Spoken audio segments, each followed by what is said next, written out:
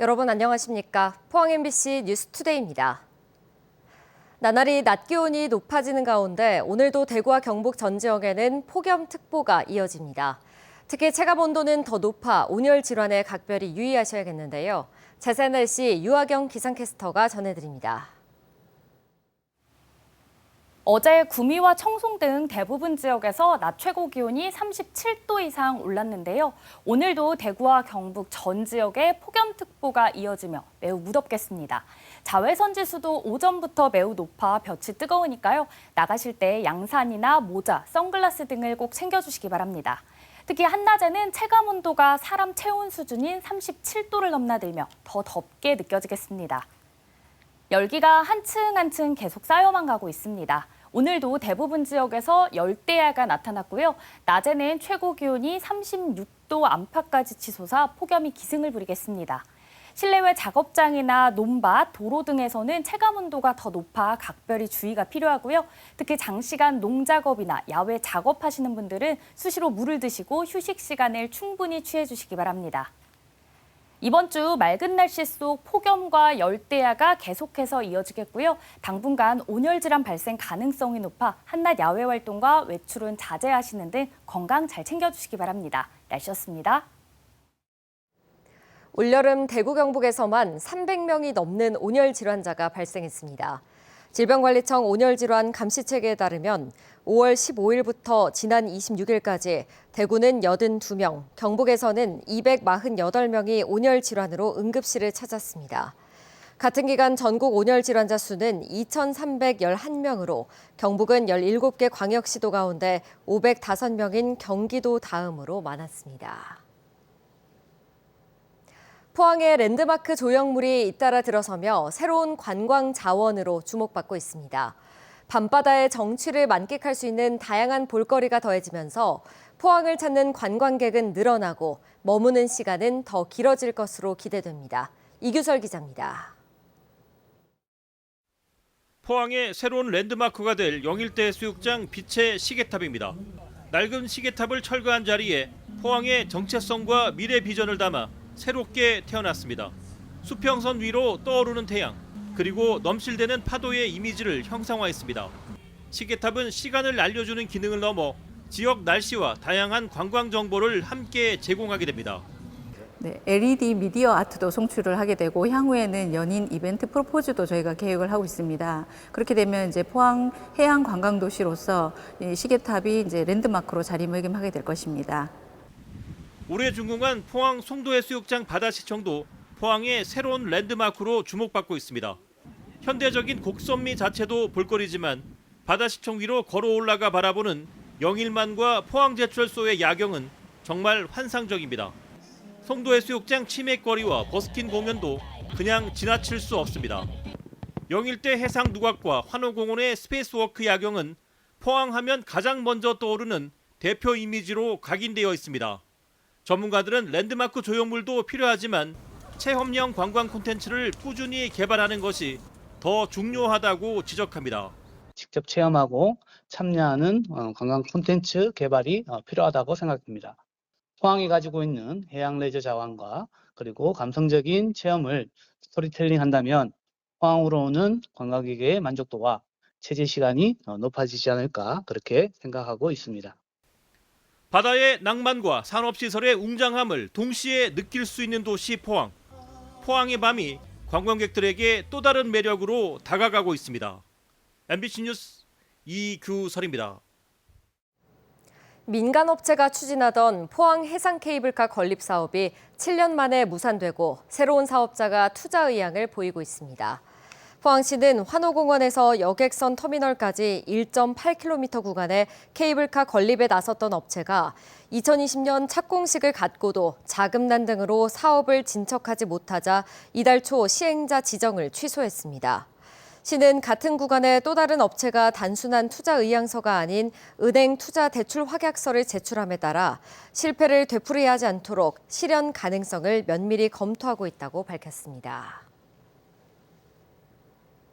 2조 원이 투입된 경북의 3대 문화권 시설들이 관람객 부족과 수익 저조로 줄줄이 적자 늪에 빠졌습니다. 조성 전부터 예견됐던 사태인데요. 정상화까진 갈 길이 멀어 보입니다. 엄지원 기자가 보도합니다. 유교와 신라 가야 문화와 생태를 연결해 조성한 3대 문화권 사업장은 경북에만 46곳. 국비와 지방비가 절반씩 투입된 사업비는 2조 원에 달하지만 이 가운데 39곳, 전체의 85%가 개장과 동시에 적자 운영에 시달리고 있습니다. 코로나와 부실 운영이 겹친 결과입니다. 그중 적자폭이 가장 큰 곳은 영주 선비세상입니다. 부지가 넓어 기본 운영비가 많이 드는 데다 입장료까지 대폭 인하하면서 적자 규모는 첫 해 26억 원에서 최근 2년간 연간 62억 원으로 2배 이상 늘었습니다. 워낙 토지가 큰 곳에 자리하다 보니까 거기에 대해서 운영비가 좀 많이 들어가는 편이고요. 저희가 선비촌, 한국 선비 수련원까지 저희가 같이 3개를 공동으로 지금 저희가 맡아서 운영을 하다 보니까 평일은 더욱 한산해 드물게 단체 관광객이나 직원들만 넓은 공간을 오갈 뿐입니다. 텅 빈 가옥엔 에어컨 소리만 울립니다. 선비세상에는 이 같은 전통 기와집이 20여 채 이상 조성돼 있는데요. 안으로 들어가 보시면 관람객이 없지만 방바다 냉방시설이 낮은 온도로 설정돼 풀 가동 중에 있습니다. 안동 한국문화 테마파크도 상황은 비슷합니다. 세계유교박물관과 국제 컨벤션 센터 등 크고 화려한 시설을 갖췄지만 적자 규모는 꾸준히 늘어 지난해 52억 원. 4년 전 안동시가 산정한 적자폭 46억 원을 넘어선 규모입니다. 콘텐츠 간 연계성 부족과 몰입도 저하, 비싼 입장료 등 운영 설계부터 손질이 필요하다는 지적이 나오고 있습니다. 학생들의 방학을 맞은 여름 성수기지만 13만 평 규모의 드넓은 부지에 관람객은 단 한 사람도 보이지 않습니다. 이 밖에도 경주 화랑마을, 영천 화랑설화마을, 상주 낙동강 이야기나라 등 연간 수십억 대 적자가 여럿입니다. 이처럼 발생한 적자는 결국 해당 시군 예산으로 메우고 있는 실정입니다. 지난해 기준 도내 3대 문화권 사업장의 운영 적자 규모는 288억 원에 달합니다. 반면 수익을 내고 있는 곳은 단 2곳. 가족형 복합체험시설과 높은 접근성을 갖춘 문경 에코월드, 한옥 숙박과 전통체험 콘텐츠가 결합된 안동 선선현 문화단지입니다. 보다 못한 경상북도가 본격적인 활성화 대책을 내놨습니다.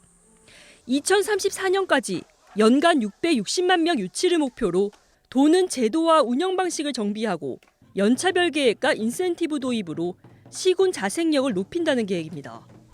성과 중심 체제로 전환을 하고 콘텐츠는 민간 기업과 협업을 해서 각 사업장 특성에 맞는 체험 프로그램을 새롭게 도입할 계획입니다. 권역별 사업관리단을 꾸려 여러 시군을 아우르는 공동 상품 개발과 현장 중심의 콘텐츠 발굴에도 나섭니다. 경상북도는 조례 개정과 예산 확보에 착수했지만 세금 먹는 하마에서 대표 관광지로 거듭나기까지는 갈 길이 멀어 보입니다. MBC 뉴스 엄지연입니다.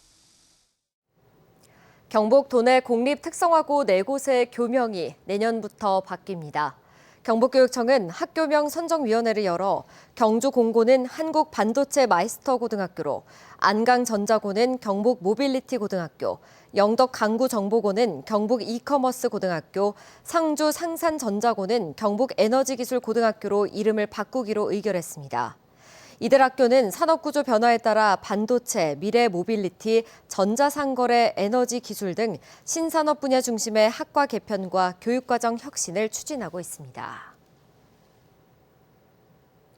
지난주 대구에서는 미술대전 수상작 전시가 열렸습니다.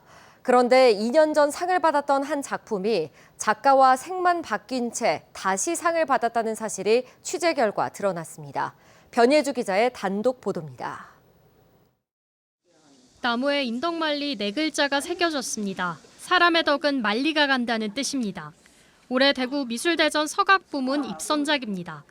그런데 이 작품 2023년 다른 작가가 대구 공예대전에 출품해 입선을 받은 작품과 거의 같습니다. 달라진 건 작품에 새겨진 이름과 색깔뿐입니다. 취재 결과 두 작가는 부부로 드러났습니다. 남편의 입선작에 아내가 자신의 이름을 새기고 색을 다시 칠한 겁니다. 취재가 시작되자 부부는 잘못을 인정하고 책임지겠다고 했습니다. 원작자인 남편은 취재진에게 아내의 작가 활동 내역을 만들기 위해 아내 모르게 출품했다고 말했습니다. 그러면서 내 동의를 받고 아내가 연습 삼아 수정한 작품이라 문제가 없을 거라 생각했다고 해명했습니다.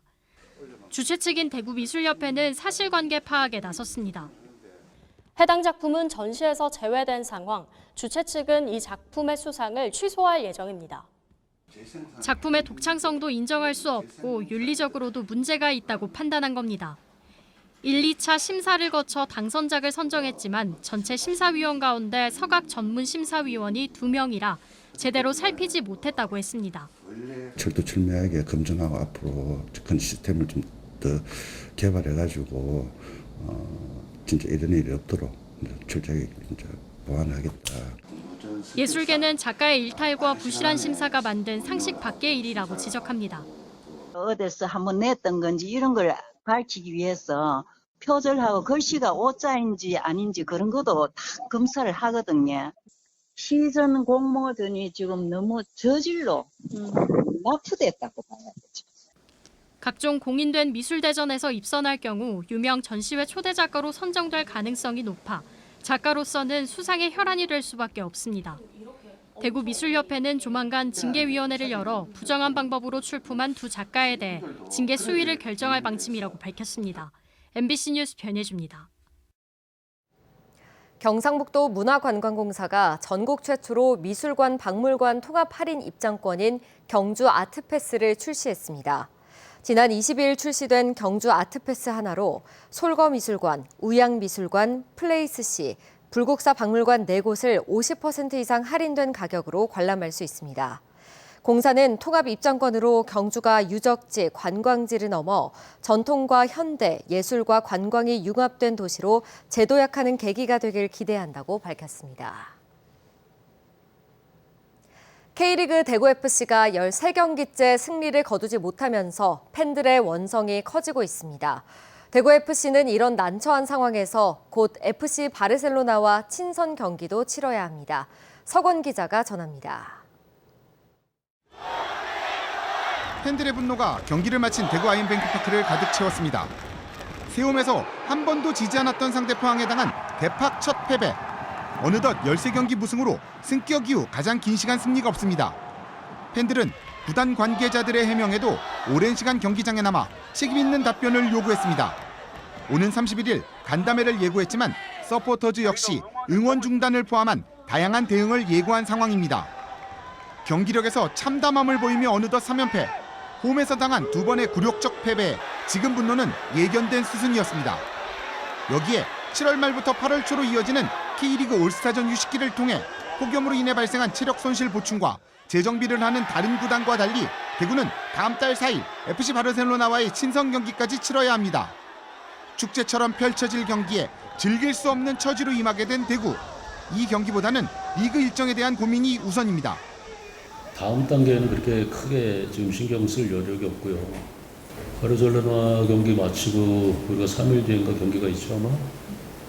그래서 조금 선수들을 좀 적당히 이렇게 배분해서 경기를 해야 될 것 같습니다. 쉽지 않은 상황에서 어려운 일정을 앞둔 대구FC. 간담회와 친선 경기 모두 부담은 커졌습니다. 여전히 이기지 못한 대구FC는 다가오는 FC 바르셀로나와의 친선 경기도 난처한 입장에서 치르게 됐습니다. MBC 뉴스 석원입니다. 영덕군 일원에서 열린 2025 영덕 풋볼 페스타 서머리그에서 대회의 하이라이트인 4학년부와 6학년부 우승팀이 가려졌습니다. 4학년부에서는 대구FC N01이 결승전에서 포항위너FC를 물리치고 우승을 차지했고 6학년부 경기에서는 구미 리스펙트FC가 폭발적인 공격력을 과시하며 창원FC 베스트를 6대2로 물리치고 우승컵의 주인공이 됐습니다. 베스트 11이 주최하고 영덕군이 후원하는 2025 영덕 풋볼 페스타 썸머리그에는 유치부, 아마추어, 초등부, 중등부 등 9개 부문에서 92개 팀이 참가했습니다. 대구지방법원은 송유관을 뚫어 기름을 훔치려 한 혐의로 기소된 60대에게 징역 3년, 함께 기소된 2명에게는 각각 징역 1년 10개월과 1년 6개월을 선고했습니다. 이들은 지난해 3월부터 7월 사이 구미의 상가 건물을 빌려 5m 깊이의 송유관에서 기름을 훔치기 위해 땅을 판 혐의로 재판에 넘겨졌습니다. 재판부는 동종 전력으로 처벌을 받은 적이 있고 송유관 파손은 큰 경제적 손실은 물론 폭발 위험도 있다며 양형 이유를 설명했습니다. 중소기업 중앙회가 최근 노란우산 가입자 396명을 대상으로 설문조사를 한 결과 지난주부터 시행된 민생회복 소비 쿠폰의 내수 활성화 효과를 묻는 질문에 효과가 있을 것이다라고 응답한 비중이 81.1%로 조사됐습니다. 새 정부가 우선적으로 추진해야 하는 소기업 소상공인 과제를 묻는 질문에는 내수 활성화 및 소비 촉진이 39.4%로 가장 많았고 금융지원 32.4%, 사회 안전망 강화 12% 순으로 나타났습니다.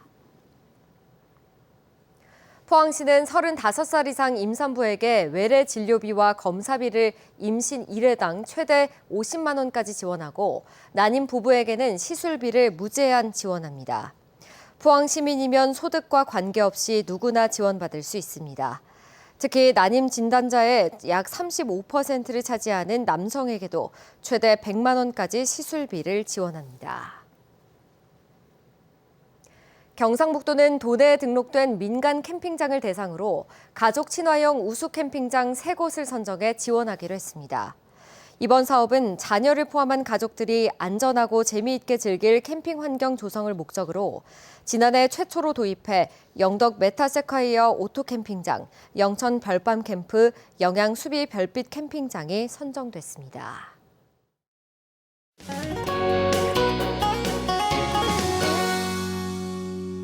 어제 구미와 청송 등 대부분 지역에서 낮 최고 기온이 37도 이상 올랐는데요. 오늘도 대구와 경북 전 지역에 폭염특보가 이어지며 무덥겠습니다. 자외선 지수도 오전부터 매우 높아 볕이 뜨거우니까요. 나가실 때는 양산이나 모자, 선글라스 등을 꼭 챙겨주시기 바랍니다. 특히 한낮에는 체감온도가 사람 체온 수준인 37도를 넘나들며 더 덥게 느껴지겠습니다. 열기가 한층 한층 계속 쌓여만 가고 있습니다. 오늘도 대부분 지역에서 열대야가 나타났고요. 낮에는 최고 기온이 36도 안팎까지 치솟아 폭염이 기승을 부리겠습니다. 실내외 작업장이나 논밭, 도로 등에서는 체감온도가 더 높아 각별히 주의가 필요하고요. 특히 장시간 농작업이나 야외 작업하시는 분들은 수시로 물을 드시고 휴식 시간을 충분히 취해주시기 바랍니다. 이상 영상입니다. 오늘 전국적으로 북태평양 고기압의 영향을 받겠습니다. 자세한 지역별 날씨 보시면 오늘 우리 지역 맑겠고요. 미세먼지는 좋음 수준이지만 오존 농도가 나쁨 예상됩니다. 바다의 물결은 0.5m에서 최고 1.5m로 잔잔하게 일겠습니다. 오늘 아침 대구의 기온 25도, 김천은 23도 가리키고 있고요. 낮에는 대구 36도, 김천은 35도까지 오르겠습니다. 안동의 현재 기온은 25도, 문경은 24도로 출발해서요. 낮에는 안동과 문경 모두 34도 예상됩니다. 포항의 현재 기온은 25도로 시작해 낮에는 34도 전망됩니다. 이번 주 맑은 날씨 속 폭염과 열대야가 이어지겠고요. 당분간 온열 질환 발생 가능성이 높아 한낮 야외 활동과 외출은 자제하시는 등 건강 잘 챙겨주시기 바랍니다. 날씨였습니다. 이상으로 포항 MBC 뉴스투데이 마칩니다. 시청해주신 여러분 고맙습니다.